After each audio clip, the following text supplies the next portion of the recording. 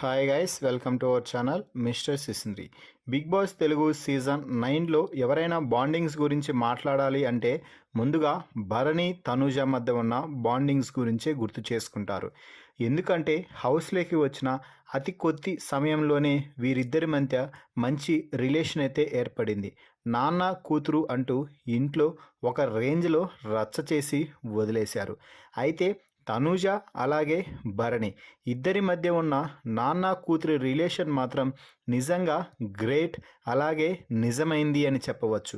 ఎందుకంటే ఎన్నోసార్లు వీరిద్దరూ ఏదైనా సమయంలో ఒక్కటిగా ఉంటూ ఎవరికి ఏ ఆపద వచ్చినా కూడా ఒకరికి ఒకరు అంటూ ఇంట్లో కొనసాగారు.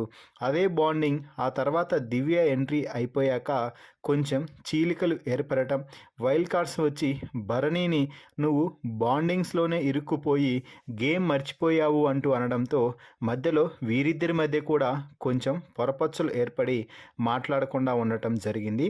అయితే ఆ తర్వాత భరణి అనూహ్యంగా ఎలిమినేట్ అవ్వడం కూడా జరిగింది. ఆ సమయంలో తనూజ ఏడ్చిన ఏడుపు అయితే నార్మల్గా లేదు అని చెప్పాలి.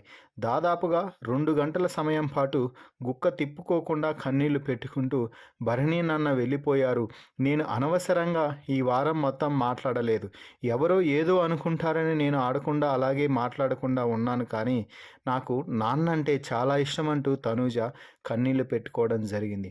అయితే వీరిద్దరి మధ్య ఉన్న బాండింగ్ గురించి భరణి బయటికి వచ్చాక బిగ్ బాస్ బజ్లోను చాలా క్లారిటీ అయితే ఇచ్చాడనే చెప్పాలి. మా ఇద్దరి మధ్య ఉన్నది నిజమైన బాండింగ్ అంటూ. అయితే ఇక బిగ్ బాస్ హౌస్లోకి రీఎంట్రీ ద్వారా ఎంట్రీ ఇచ్చాడు భరణి.